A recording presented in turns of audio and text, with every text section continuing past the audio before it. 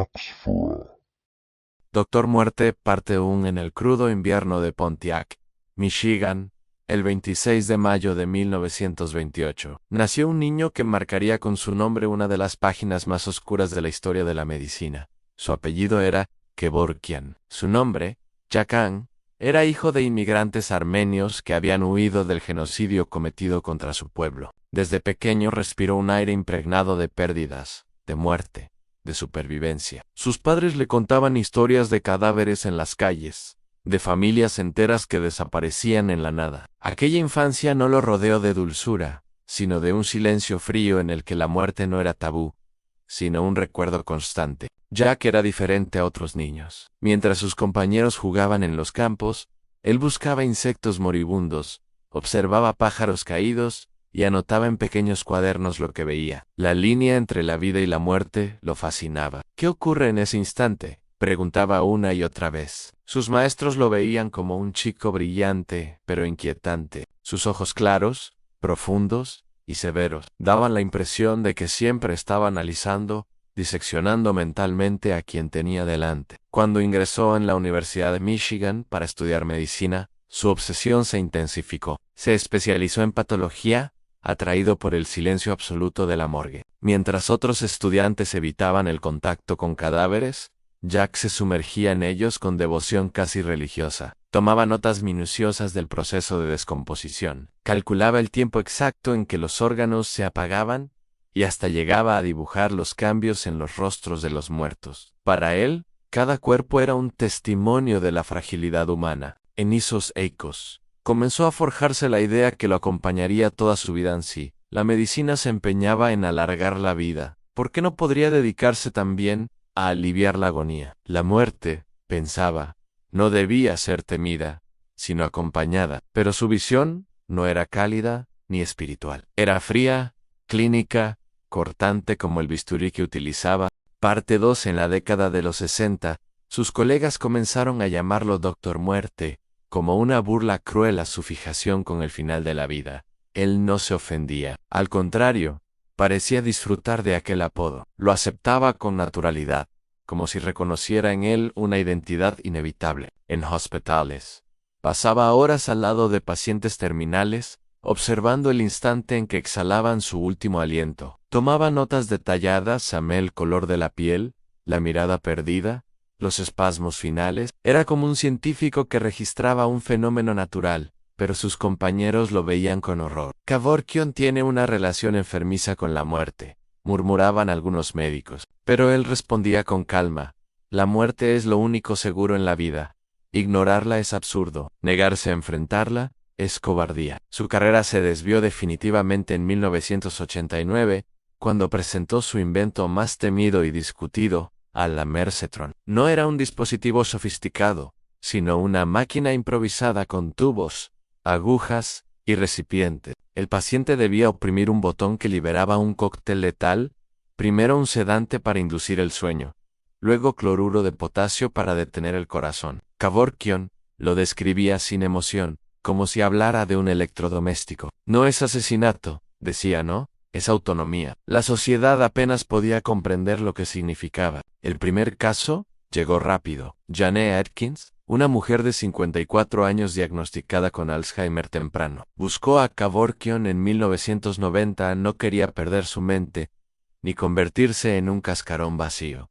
Jack la llevó hasta un descampado en Michigan. Allí, en la parte trasera de su viejo Volkswagen oxidado, conectó la máquina. Jane, lúcida y decidida, presionó el botón. En pocos minutos su respiración se detuvo. Kevorkian observaba, imperturbable, mientras registraba la hora exacta en un cuaderno. La noticia sacudió al país. ¿Cómo era posible que un médico asistiera a una muerte en plena clandestinidad y lo contara al mundo con semejante frialdad?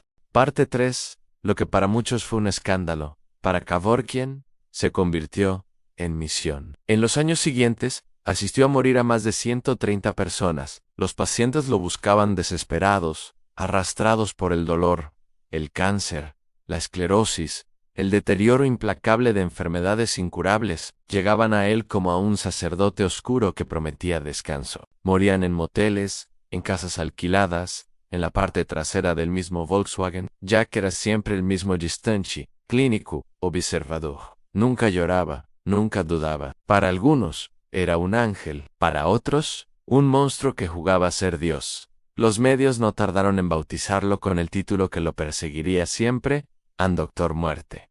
Y él lo aceptaba. Sonreía incluso, con un aire sarcástico. En entrevistas televisivas hablaba con serenidad, sin temblor en la voz, como un científico convencido de su causa. La muerte no es enemiga, decía, es la conclusión inevitable de la vida. Negarle a alguien el derecho a decidir cuándo morir es el verdadero crimen, pero la justicia lo acechaba. Fue arrestado múltiples veces, aunque sus abogados encontraban grietas en la ley. Kevorkian no accionaba la máquina, eran los pacientes quienes lo hacían. No mató a nadie, repetía.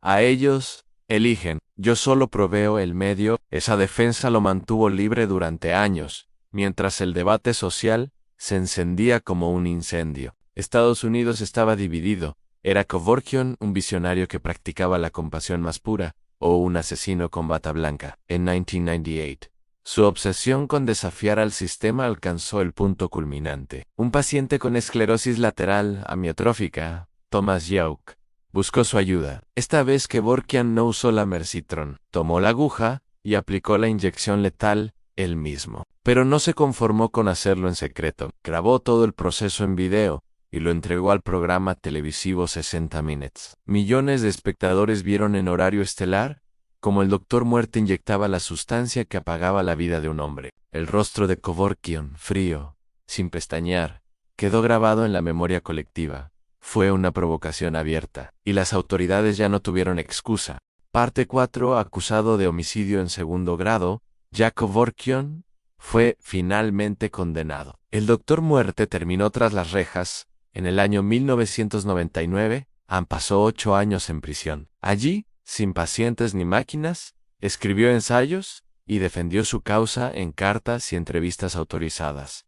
Nunca mostró arrepentimiento. La historia me absolverá, decía. No hice más que liberar a quienes suplicaban por descanso. En 2007, salió de prisión envejecido, delgado, con la piel cetrina y los ojos hundidos, pero no había perdido su carácter. Dio conferencias, apareció en televisión y hasta se postuló como candidato independiente a la presidencia de Estados Unidos. Nadie lo tomó en serio, pero él insistía en la eutanasia. Algún día será aceptada, y cuando eso pase, recordarán mi nombre. Su vida se apagó en 2011 en un hospital de Michigan. Irónicamente, no fue asistido por su propia máquina, ni por una inyección misericordiosa. Murió como cualquier paciente común, de neumonía y problemas renales, conectado a los aparatos que tanto había criticado. El hombre que había ayudado a morir a decenas de personas no pudo elegir su propia salida. Pero su sombra sigue presente, en cada debate sobre eutanasia, en cada familia que observa impotente el sufrimiento de un ser querido. Espectro del Doctor Muerte aparece. ¿Fue un monstruo que disfrutaba jugar con el límite entre la vida y la muerte? ¿O un visionario adelantado a su tiempo que ofreció compasión en un mundo que prefería prolongar el dolor? Jack Kevorkian dejó más que un legado médico.